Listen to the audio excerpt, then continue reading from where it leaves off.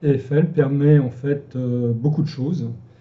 Permet de placer des ordres avec le market order, placer des pending orders, ce qui est intéressant, faire une gestion d'un ensemble de trades avec un objectif commun.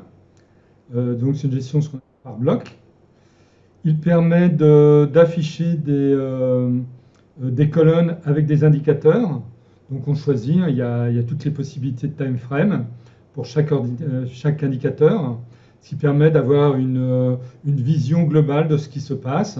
Là par exemple, j'ai deux moyennes mobiles, 20 et 110 en H1. Et j'ai le croisement des deux moyennes mobiles. Donc quand il y a un croisement, ça va afficher une flèche dans un sens ou dans l'autre. Là, par exemple, j'ai les trois moyennes mobiles en M1, ce qui permet de voir si la tendance à ultra court terme est dans le bon sens par rapport au trade que l'on veut effectuer. Là, j'ai les trois moyennes mobiles en H1, j'ai le RSI en H1, j'ai le système Ichimoku Kinkoyo en H1. Après, j'ai le croisement du Tenkan-sen du Kijun-sen en H1 et j'ai une reprise de la tendance entre le Tenkan-sen et le Kijun-sen en H1.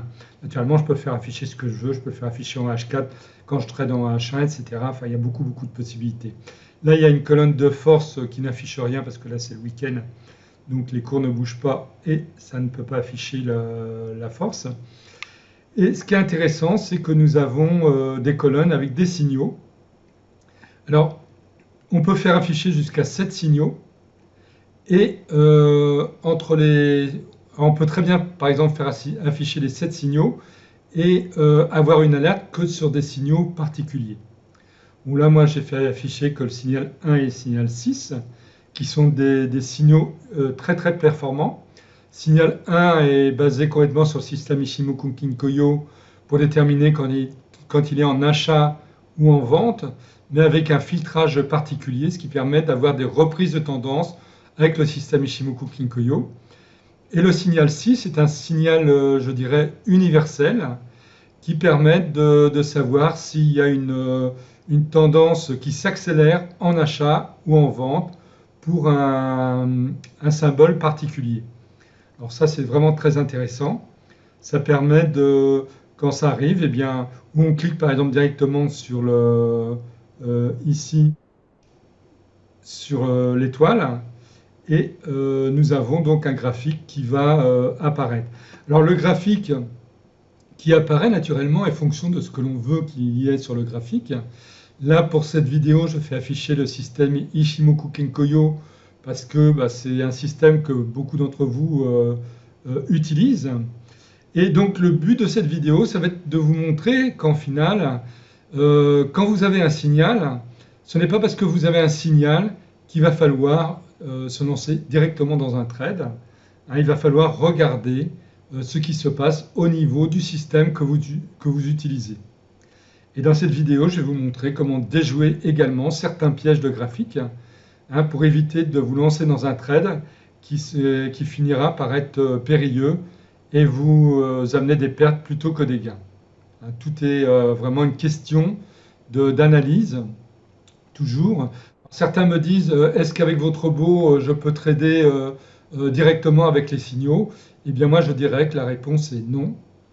Et si jamais c'était le cas, eh bien, ce robot ne sera pas un robot tel qu'il est aujourd'hui, mais ça sera un robot qui prendra automatiquement des positions et qui sera vendu très cher si vraiment il était très rentable.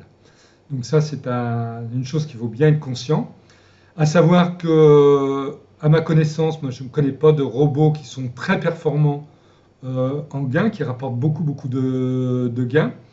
Il y a quelques robots automatiques qui apportent des gains, mais par contre, avec toutes les études que l'on a faites avec mon informaticien là-dessus, eh bien, il apparaît qu'en fait, il faut avoir d'énormes capitaux pour pouvoir vraiment vivre du trading avec un robot qui ferait du trading automatique. Donc il vaut mieux apprendre à trader, apprendre comment déjouer des pièges de graphique, et vous allez voir, c'est toujours la même chose. En fait, c'est pas bien compliqué. Alors là, le robot, comme vous voyez ici, par exemple, là, il avait sorti vendredi des alertes de signaux 6, par exemple sur USD CHF. Il y avait une USD CHF, voilà. NZD USD également. Voilà. Donc là, c'était en sell. Hein. NZD JPY. C'était en sell également. Donc là, c'est les derniers signaux qui sont apparus. Donc là, c'était à 13h31 au niveau de l'ordinateur, c'est-à-dire 20h, que je ne dise pas de bêtises, en 9h31, donc au niveau de ma plateforme. Bon, après, j'ai coupé ma plateforme parce que je n'étais pas dans les trades actuellement. Donc là, c'était vers 6h. Voilà, par là. Hein. Donc là, après, il y a une descente des cours. Hein, c'est descendu d'une vingtaine de pips. Bon, il faut savoir, c'est le vendredi. N'oubliez pas également qu'on est en période encore estivale. Et donc, beaucoup d'acteurs professionnels sont encore en vacances. Il y a très peu de nouvelles économiques, de statistiques économiques. Et donc, les cours sont plus erratiques qu'autre chose, hein, malheureusement. Bon, de temps en temps, il y a quand même des bonnes opportunités. Mais pour un trader débutant, je dirais, c'est encore un petit peu compliqué de trader actuellement. Et ça va revenir à la normale en septembre. Donc, en tout cas, c'est ce que j'espère. Alors, pour les possesseurs du robot ATFL, je vous rappelle que vous avez moyen d'étudier les différents signaux grâce à des données qui sont enregistrées automatiquement dans des dossiers. Donc, une fois que vous faites afficher des signaux, à chaque fois qu'il y a un signal qui apparaît, il va s'inscrire dans un dossier. Je vais vous montrer où le récupérer, c'est pas compliqué. Donc, vous allez dans Fichier, ouvrir le dossier des données, MQL4, Files, et là, vous avez EATFL Signal. Vous avez donc sous Excel différents fichiers. Donc un qui a tous les signaux tout ensemble et un pour chaque paire. Donc si jamais vous voulez faire par exemple une étude sur une paire particulière plutôt que d'ouvrir EATFL Signal All, et ben vous ouvrez par exemple EATFL Signal AUD4 si ce sont des signaux sur AUD4 qui vous intéressent. Alors, une fois que vous avez ça, vous copiez vous ne l'ouvrez pas directement dans la plateforme, hein, je vous le déconseille, parce que ça bloquera l'alimentation des signaux qui sortiront par rapport au fichier. Vous le copiez, vous le mettez par exemple sur votre bureau d'ordinateur et vous l'ouvrez à ce niveau-là. Donc là, moi, dans cette vidéo, j'ai pris les signaux de AUD4 et puis d'euro USD. Donc, je vais vous montrer ce que ça donne.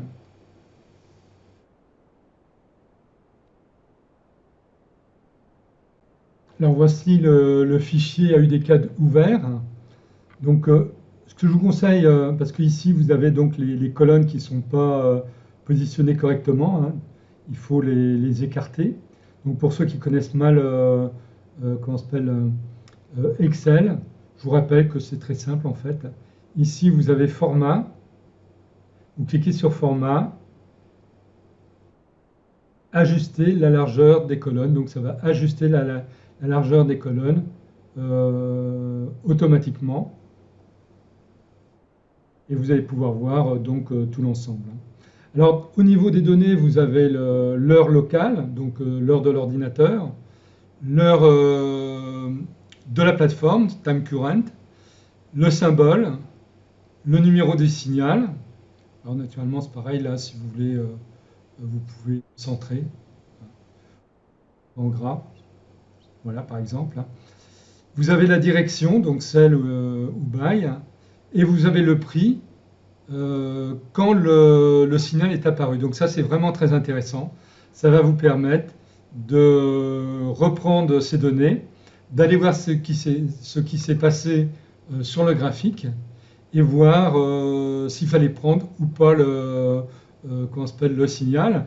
Pour les débutants, c'est un excellent moyen de s'améliorer parce que ça va vous permettre de voir que des moments, un signal, eh bien, vous allez voir, il se passe mal et vous allez pouvoir regarder comment faire pour éviter de vous lancer dans ce style de trade, hein, et facilement, disons, pour éviter donc des pertes. Moi, je vous conseille vraiment vivement, hein, pour les traders débutants, de prendre le temps et de regarder les signaux qui vous intéressent, comme ça, par rapport à des graphiques du passé. Donc, comme ça, vous avez ce qui s'est passé après le signal et voir comment vous auriez pu utiliser donc le signal. Donc là, maintenant, je vais vous montrer tous les signaux 6, hein, que j'ai utilisés pour faire cette vidéo. Et donc, vous montrer s'il fallait prendre les signaux ou pas, et s'il ne fallait pas les prendre, pourquoi il ne fallait pas les prendre. C'est très important. Alors voilà, je commence avec le premier signal, donc qui est apparu à 4h24 à l'heure de ma plateforme. Donc c'était un signal donc à UDCAL, bien sûr, puisque là je m'intéresse à UDCAL, signal 6, qui était en vente, donc au prix de 0,87, 0,45. Vous voyez, j'ai positionné une ligne horizontale au niveau du prix, 0,87, 0,45, et une ligne verticale à l'heure, c'est-à-dire 4h24 ici. Et donc, le positionnement aurait été au niveau du croisement de ces deux lignes, donc ici. Alors ça, j'ai indiqué ici, ne pas prendre ce signal car les bougies en clôture en achat. Alors, si on regarde bien pourquoi il y a eu un signal 6 en vente, alors que nous avons des bougies en achat, là, vous voyez que les cours ici ont, ont baissé très fortement d'un coup, ce qui a déclenché le signal 6 en vente. Mais quand on regarde le graphique, eh bien ici, vous aviez une Morning Star, hein, pour ceux. Alors là, je rappelle que le langage des bougies, c'est vraiment quelque chose qu'il faut maîtriser un minimum. Hein, je vous rappelle que j'ai édité, pour ceux que ça intéresse et qui ne connaissent pas le langage des bougies, une formation spécifique dessus qui s'appelle Forex Ultimate. Parce que c'est vraiment quelque chose qui va vous permettre d'éviter des pièges. Donc là, il y avait donc une Morning Star qui indiquait que les cours devaient repartir en achat. Et là, nous avions donc un signal en vente, mais qu'il ne fallait pas prendre, parce que nous avions la bougie précédente qui était en achat. Il faut éviter au maximum de prendre un signal en vente si la bougie précédente est en achat. Donc vous verrez qu'il y a des exceptions, mais vous pouvez prendre le risque ou pas prendre le risque. Après, c'est à vous de voir. Chaque trader, en fait, en fonction de son émotivité, va vouloir prendre certains risques ou pas. Donc, à savoir que plus vous prenez de risques, plus vous pouvez avoir de gains, et également plus vous pouvez avoir de pertes. Donc, vous voyez là, ici, ce signal 6, il ne fallait pas le prendre. On va passer maintenant au prochain signal. Voilà, c'est un signal donc, qui était à 12h21 sur ma plateforme, vous voyez, au niveau de cette ligne verticale, au prix de 0,87, 0,88. Donc 0,87, 0,88, cette ligne-là. Donc, à prendre ici. Alors, juste un petit rappel, ici, en termes de stop loss, hein, l'idéal, c'était de positionner le stop loss à ce niveau-là, au-dessus du dernier plus haut. Le positionner plus bas était dangereux parce qu'il n'y avait pas assez de pips. Il faut quand même toujours laisser un minimum de, au trade, de moyen de évoluer. Donc ici, il y a eu un retour ici, mais qui était normal, hein, c'était un retracement. Et ensuite, les cours sont repartis en vente. Alors ici, on ne clôture pas quand on est en démarrage de trade. Pourquoi? Parce que c'est le stop loss, ou ça part dans le bon sens. Hein. Vous pouvez très bien avoir un retracement juste après votre départ de trade, mais si vous avez positionné un stop loss, c'est pour qu'il serve à quelque chose. C'est le risque que vous prenez. Là, par exemple, moi, sur mes trades, j'ai un risque de 2%. Donc là, si le stop loss est tapé, eh bien, vous perdez 2%. Il ne faut surtout pas clôturer le trade parce que vous avez un petit retracement qui arrive juste derrière. Alors, par contre, une fois que les cours sont bien descendus comme ça, ici, on a une pattern de retournement de tendance. Hein, toujours pour ceux qui connaissent le langage des bougies. Hein, je vous rappelle, c'est vraiment très très important. Et là, bah, vous clôturez votre trade. Ça vous fait un gain de 70 pips sur ce trade-là. Vous voyez, là, c'était un excellent trade. C'était donc un signal à prendre. Donc, une accélération dans la tendance en vente qui était intéressante. Et là, vous voyez, vous n'avez pas, juste avant, vous avez des bougies rouges, donc en vente. Ce sont les meilleurs signaux qu'il faut prendre. Alors, le signal suivant était à 13 heures. Donc, pour celui qui n'avait pas pris le premier signal de vente ici, eh bien, vous aviez un deuxième signal ici. Que je ne vous dise pas de bêtises. Non, ici, voilà. Et vous pouviez donc partir en vente ici. Vous tapiez tout de suite le retracement. Le stop loss était positionné au même niveau. Et la sortie était au même endroit. Vous voyez que des moments où vous loupez un signal, un autre peut apparaître et vous permet quand même d'effectuer un trade. Là, vous gagnez simplement moins. Vous auriez gagné 55 pips à la place de 70 pips. Alors, le signal suivant était à 2h17 donc, du matin. C'était donc ici, à 2h17, donc ici, 2h17. Et le prix était à 0,86 383, donc vous avez ici. Donc en fait, c'était suite à cette grande descente des cours, vous avez un signal ici qui est apparu. Alors là, c'était un trade qui pouvait être dangereux. Pourquoi? Il y a les petits détails à regarder toujours au niveau des bougies précédentes. Là, vous avez la bougie qui s'est rétractée de 14 pips, ici. Ça, c'est en général pas bon signe. Ça veut dire que les cours ont atteint un certain niveau et les traders n'ont pas été d'accord pour rester sur ce niveau-là. Et ils ont été d'accord en clôture de bougie ici, donc 14 pips au-dessus. Donc ça, c'est déjà un signe que vous risquez d'avoir un retournement de tendance pas loin derrière. Ce qui ne veut pas dire que vous allez en avoir un, attention. Simplement, il faut être prudent si vous faites un trade comme ça. Bon là, admettons que vous preniez quand même ce trade-là. Donc, à la bougie suivante, vous avez un retournement de tendance, ici. Vous clôturez votre trade et ça vous fait une perte de 1,6 pip net. Donc, ce n'était pas une énorme perte, mais il faut toujours attendre la clôture de la bougie pour prendre une décision. Parce que vous pouvez très bien avoir les cours qui se rétractent en finale et en fait, ça repart après dans le bon sens. Donc, autant toujours attendre la clôture de la bougie. Donc là, vous voyez, c'est un trade où vous ne prenez pas parce que vous rendez compte que ici, la bougie s'est trop rétractée et que c'est un trade dangereux, ou vous le prenez quand même en vous disant, bah, tant pis, vous prenez le risque. Et puis, mais par contre, il faut être réactif à la bougie suivante pour clôturer votre trade. Le signal suivant était à 3h01, donc ici 3h01, à cette ligne verticale-là, et au prix 0,86 343, donc à cette ligne-là. Donc vous voyez, c'est au croisement ici. Alors, naturellement, là, vous voyez une bougie qui est clôturée. Hein.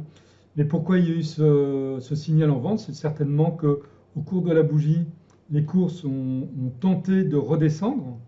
Hein, et ça a occasionné ce signal en vente, signal 6 en vente. Et après, les cours sont repartis en achat. Alors ça, c'est le genre de trade qu'il ne faut absolument pas prendre. Pourquoi? Parce que vous avez deux bougies qui se rétractent.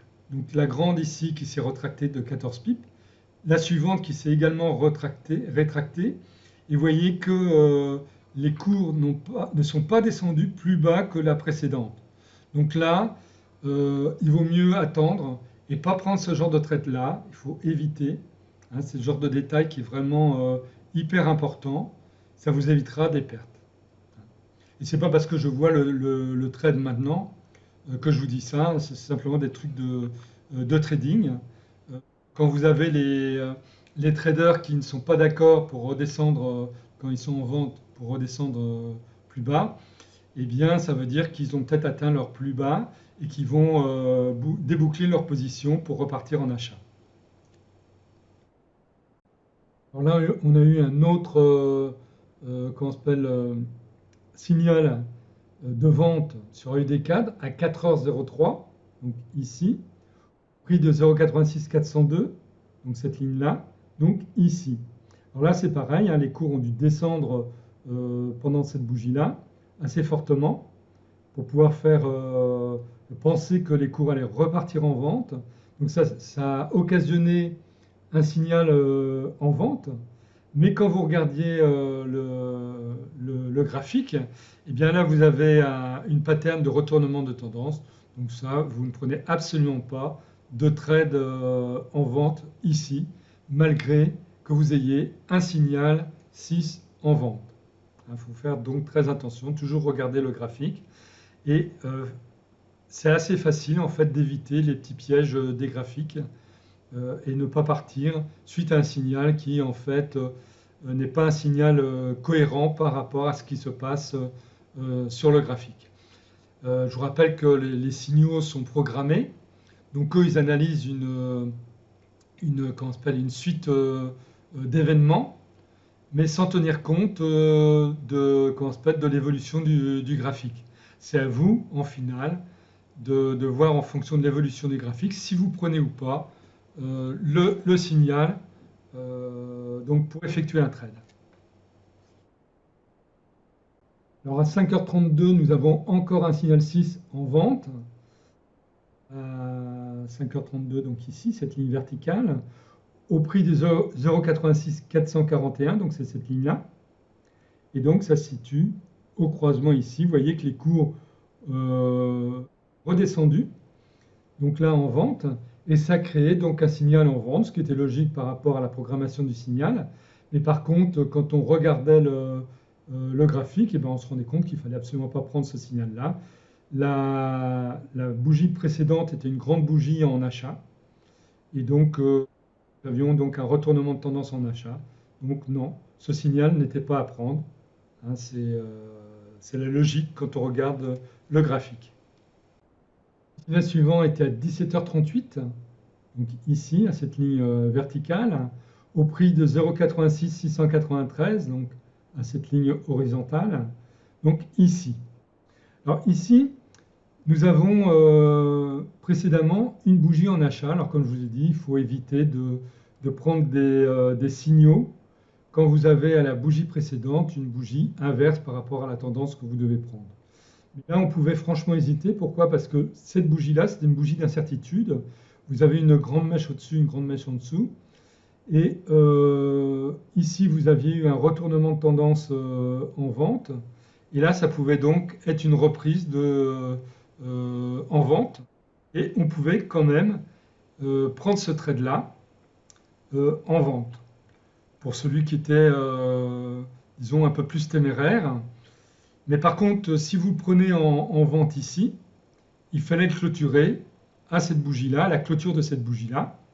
Ce qui vous faisait une perte de 3,3 pips, en fait, avec le spread, hein, plutôt que de faire le risque de ce qui s'est passé juste derrière, hein, ce qui était logique, parce qu'ici, vous aviez un retournement de tendance. Vous voyez, c'est le même cas de figure, ces deux bougies-là, ces deux bougies-là.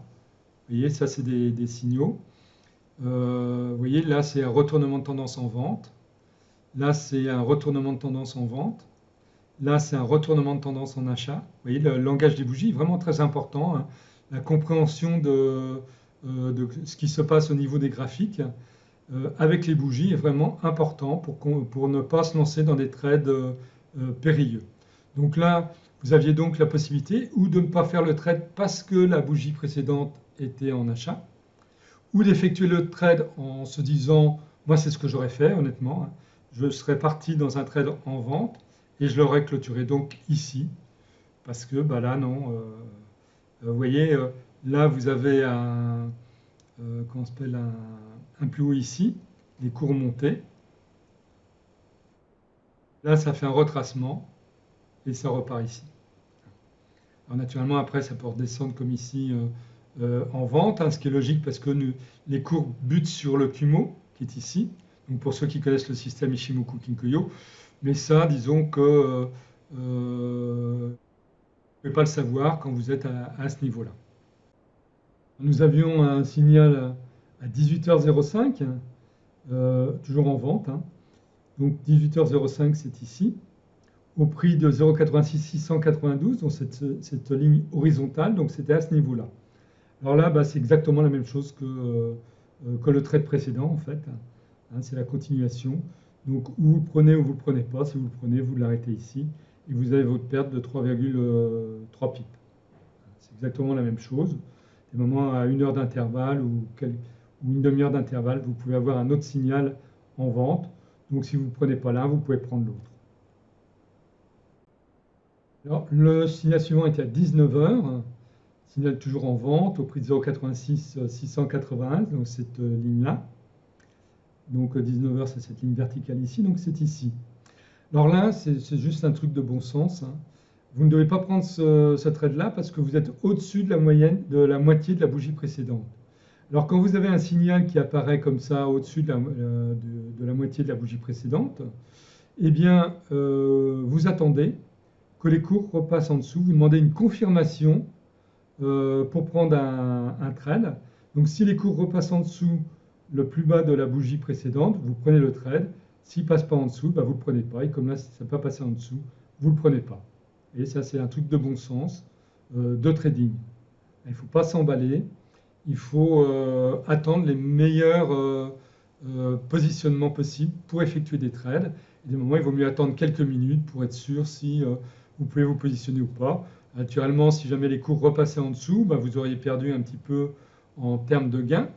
Mais il vaut mieux ça plutôt que d'avoir une belle perte si jamais les cours repartent dans l'autre sens, comme ici.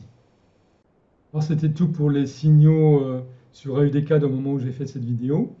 Donc maintenant je vais vous montrer des signaux sur la paire euro-USD, hein. J'ai choisi la paire euro-USD parce que beaucoup la trade et ça peut être un exemple. D'autant plus que la paire euro-USD, personnellement, j'aime pas tellement parce que c'est une paire qui fait des va-et-vient réguliers. Donc quand vous partez en vente, rapidement ça peut repartir en achat, après en vente, etc. Donc c'est pas toujours évident de trader cette paire-là. Hein, donc, mais vous voyez que vous allez voir qu'il y a quand même des possibilités avec les signaux 6, comme le signal 6 par exemple, ici. Alors le premier signal qu'il y a eu, donc c'était le 16 à 11h43, heure de ma plateforme, donc 11h43, c'est la ligne verticale ici, au prix de 1,09,098, ça c'est la ligne horizontale ici. Donc ici. Alors là, vous voyez que les cours étaient remontés dans le Kumo, ils sont ressortis du Kumo. Et donc ici, avant que les cours se rétractent en fin de bougie, les cours étaient descendus ici. Vous avez donc un signal devant. Donc là, c'était vraiment un signal, c'était un très bon signal à prendre, parce que c'est une reprise de tendance en vente. Et là, il fallait clôturer ici, quand vous avez donc un retournement de tendance, hein. Là, c'était évident que vous aviez un retournement de tendance. Là, vous pouvez penser que c'est un retournement de tendance, mais ce n'est pas vraiment un retournement de tendance. Là, vous avez plutôt un retournement de tendance. Pourquoi? Bah, parce que déjà, les cours ils repassent au-dessus du Tenkan-sen. Ici, vous avez une bougie d'incertitude. Ici, une autre petite bougie avec un petit corps. Là, vous avez cette bougie-là qui va confirmer possibilité de retournement de tendance par rapport à cette bougie d'incertitude-là. Alors, vous pouviez ou clôturer à la clôture de cette bougie-là, ou clôturer à la clôture de cette bougie-là. Donc là, j'ai pris l'exemple de clôturer je dirais, au plus tardivement possible. Donc ici, à la clôture de cette bougie-là, vous voyez, ça aurait fait un gain de 35 pips net. C'était pas trop mal sur un petit trade sur euro USD. Alors là, par exemple, le stop loss, vous le mettez au-dessus du plus haut de cette bougie-là. Et c'était quand même un bon trade, avec un bon risk-reward entre la distance du stop loss et la distance du take profit. Le signal suivant était situé pas longtemps après le premier, c'est à 12h15. Donc ici, cette ligne verticale, 12h15, ici, au prix de 1,0906, donc cette ligne horizontale là. Et ben là, c'est pareil, hein, c'était 32 minutes après le signal précédent. Ça vous faisait gagner 36 pips en clôturant au même endroit. Vous voyez, très souvent, vous avez un signal à un moment et une demi-heure ou une heure après, vous avez un autre signal. Donc, si vous n'êtes pas rentré au premier, si les conditions du graphique sont toujours aussi bonnes, eh bien, vous pouvez rentrer également dans le trade. Alors, à 13h, soit 45 minutes plus tard, vous aviez encore un signal sur le même paire, signal 6. Donc à 13h, dans la ligne verticale, voilà, et au prix de 1,09009, donc cette ligne horizontale ici, donc c'est au croisement. Ici, vous aviez donc un signal de vente. Ensuite, les cours ont remonté, mais ça, vous ne pouvez pas le savoir à ce moment-là. Donc là, vous pouviez très bien prendre un trade en vente. Et pareil, vous clôturez au même endroit. Et là, ça vous faisait simplement gagner moins. Ça vous faisait gagner 27 pips. Ensuite, nous avons un signal à 14h. Donc toujours un signal à 6 en vente. Donc 14h, c'est cette ligne verticale ici, au prix de 1,09077. Donc c'est à cette ligne horizontale ici. Donc ici, au croisement. Alors là, il y a deux cas de figure. Où vous y connaissez en trading correctement et vous prenez le trade, ou vous êtes un trader débutant et puis vous ne voulez pas prendre de risque, vous ne prenez pas le trade. Pourquoi? Parce que vous avez une bougie en achat juste avant. Alors moi j'aurais pris le trade, pourquoi? Parce que nous avons ici, il faut regarder le Kijun Sen. Le Kijun Sen commence à descendre ici, qui indique donc un nouveau départ en vente. Là en fait ce retracement qui a eu lieu ici, c'est un retracement normal. Il y a eu 4 bougies en vente. Donc là vous aviez un petit retracement. On était en début de retournement de tendance en vente. Donc c'était logique. Et vous pouviez donc prendre ce trade-là. Ça vous permettait d'avoir un trade quand même qui se clôturait toujours au même endroit, hein, parce qu'on est toujours dans la même lignée des trades précédents. Et là, avec un gain de 34 pips. Donc vous voyez, deux choses. Vous connaissez bien le trading, vous le prenez. Vous ne connaissez pas bien, vous hésitez, vous ne le prenez pas, c'est pas grave. Vous n'aurez pas gagné 34 pips, mais vous aurez aussi rien perdu. Comme ça qu'il faut raisonner. On a eu encore un signal de vente à 15h, toujours par rapport à la même situation. Donc 15h, c'est cette ligne verticale ici. Donc vous voyez ici, au milieu de cette bougie, enfin un peu plus bas que le milieu, au prix de 1,09068, donc à cette ligne horizontale, donc ici. Là, c'est pareil. Ça, c'était un trade qui était plus sûr que le précédent, hein, car suite de la bougie en vente. Pour clôture suite au retournement de ici. Donc là, celui qui n'avait pas pris le trade juste avant, il prenait ici et ça lui permettait de gagner 33 pips. 6 suivant, moi j'avais fermé ma plateforme pendant la nuit. Il y a eu des signaux qui ne sont pas apparus naturellement. Et là, c'était donc le 17 août, donc vendredi. Donc il était à 8h57. à cette ligne verticale ici, 8h57, hein, et au prix de 1,08 704, donc c'était un signal en vente toujours, avec des signaux en vente, hein, cette ligne-là. Alors là, c'est très intéressant parce qu'il y a deux pièges classiques, et je vais vous montrer donc comment éviter ce genre de piège-là. Je vous dis, c'est toujours la même chose, hein. Vous devez toujours regarder juste avant ce qui s'est passé pour prendre ou pas un trade. Donc là, je vous rappelle, vous êtes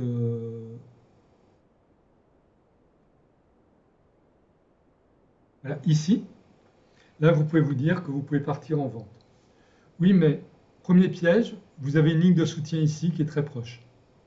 Donc déjà, ça, il faut éviter. Deuxième piège, vous avez un plus haut ici qui est plus bas que le plus haut suivant. Et vous arrivez juste derrière. Donc ce qui veut dire que les cours sont remontés, ont cassé ce plus haut-là. Donc là, logiquement, eh bien, vous avez un retracement, ce qui s'est passé ici, et ensuite ça repart en achat. Je ne vous dis pas ça parce que je vois sur le graphique, c'est parce que c'est la logique du graphique qui vaut ça. Donc là, toujours regardez quand vous avez un trade comme ça, une reprise en vente, si vous n'êtes pas déjà proche d'une ligne de soutien ou une ligne de résistance dans l'autre sens, hein, c'est le même raisonnement, et si vous n'avez pas un phénomène comme ça de plus haut que le précédent. Donc ça, vous avez deux points qui font dire que vous ne prenez pas ce trade-là. Et même si après les cours repartaient carrément en vente, ne vous en voulez pas. Raisonnez toujours en statistique. En tradant en fonction de ce genre de critères-là, eh bien vous aurez de meilleurs résultats de trading en finale. Le signal suivant est à 15h25, donc à cette ligne verticale ici, au prix de 1,08 779, donc à cette ligne horizontale ici, donc au croisement. Là, vous aviez donc les cours qui ont chuté assez rapidement. Et vous pouvez vous dire, bah, là, c'est intéressant, vous pouvez prendre un trade en vente. Bien sûr, vous pouvez le prendre, mais il ne faut quand même pas oublier les pièges du graphique. Le piège du graphique, c'est le même que précédemment, c'est-à-dire que vous avez une ligne de soutien ici qui n'a pas bougé. Et donc, vous prenez votre trade parce que vous avez la distance suffisante pour effectuer un trade, ici. Mais par contre, vous gardez toujours présent à l'esprit cette ligne de soutien. Vous voyez que les cours ont passé cette ligne de soutien, donc cassure de la ligne de soutien. Et n'oubliez pas que très souvent, les lignes de soutien ou de résistance sont cassées. Et après, il y a un retournement juste derrière, hein, ça permet de taper les stop-loss de ceux qui ne savent pas bien trader. Et donc, il faut toujours être en alerte. Et dès que vous avez les cours qui remontent ici, dès que vous avez les cours qui repassent au-dessus de la précédente ou qui arrivent au niveau de la ligne de soutien, vous clôturez. Donc là, j'ai pris l'exemple que vous clôturez au niveau de la ligne de soutien. Ça vous aurait fait gagner 13 pips en gain. Et ça vous aurait évité les pertes si jamais si vous aviez continué à regarder votre trade se dérouler devant vous, comme font beaucoup de traders débutants, et puis après ils se retrouvent avec pas mal de pertes. Vous voyez, ça c'est le style de petits détails qu'il faut toujours observer. Je vous conseille de positionner une ligne au niveau d'une ligne de soutien ou de résistance pour bien la voir en visuel devant vous. Et quand vous avez un trade comme ça qui se passe avec, disons, un risque à relativement court terme, eh bien, restez focalisé sur votre graphique. N'essayez pas de regarder d'autres graphiques, hein, pour éviter de louper ce genre de retournement et après vous retrouvez en perte alors que vous auriez pu faire un gain. Même si c'est un gain de 13 pips, eh bien, c'est toujours ça de gagner. Alors voilà encore un signal qui était à 16h01, donc à la ligne verticale ici, au prix de 1,08 751, donc à cette ligne horizontale là, donc au croisement des deux, c'est-à-dire ici. Alors là, là c'est exactement la même chose que le trade, la possibilité de trade précédente, hein. Vous aviez la ligne de soutien ici, vous pouvez faire ce trade ou pas, c'est à vous de voir. Et si vous le faisiez, vous quittiez le trade au même moment, simplement vous gagnez 10 pips à la place de 13 pips précédemment. Donc c'est exactement le même raisonnement que le graphique précédent. Alors le dernier signal 6 que j'ai eu sur la paire Euro-USD, là, quand mon ordinateur était ouvert, c'est à 18 heures. Hein, donc c'était un trade donc là à la ligne verticale ici. Vous voyez, prix de 1,08620, c'est-à-dire à la ligne horizontale ici, qui se trouve juste en dessous la ligne de soutien qui était là. Donc là, vous pouviez vous dire, bah là, ça repart en vente et vous dire que bah, vous prenez le trade en vente. Vous voyez que les cours sont partis en vente, se sont retournés. Alors là, vous avez toujours cette ligne-là qui doit être affichée. Hein. Et quand vous avez donc les cours qui remontent, qui repassent au-dessus de la bougie là, et ben là, vous clôturez votre trade.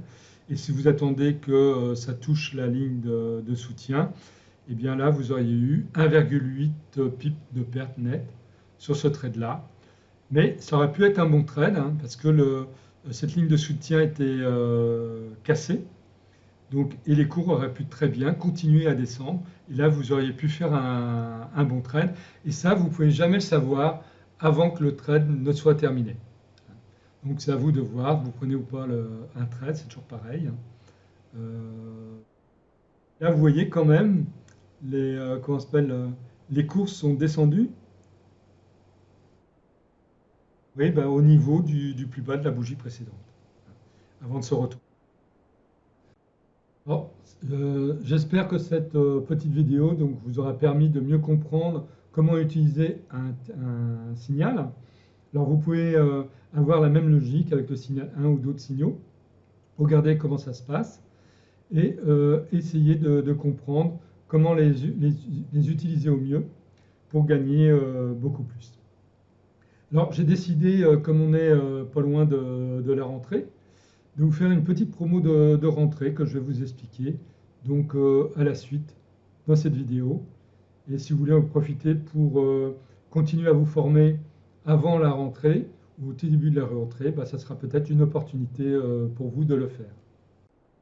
D'abord, je vous rappelle que vous pouvez me contacter par email à mon adresse email forextradingcoaching@gmail.com, que vous pouvez me suivre sur Twitter à ma page Twitter ou X maintenant, FX Trading News.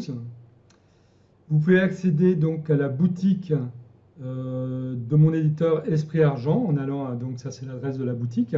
Ensuite, vous choisissez l'auteur qui vous intéresse. Et donc pour moi, si vous me choisissez, vous avez le droit à un coupon de moins 30%. C'est donc Eric30 qui vous permet cette fois-ci d'avoir 30% de réduction sur tous les produits, même les robots, j'insiste là-dessus, hein, parce que c'est assez rare. Et ceci, c'est valable donc jusqu'à la rentrée donc, de septembre. Voilà, donc il ne me reste plus maintenant qu'à vous souhaiter d'excellents trades, en vous rappelant quand même que nous sommes encore en période estivale et que ce n'est pas encore de tout repos d'effectuer des trades dans cette période-là. Au revoir.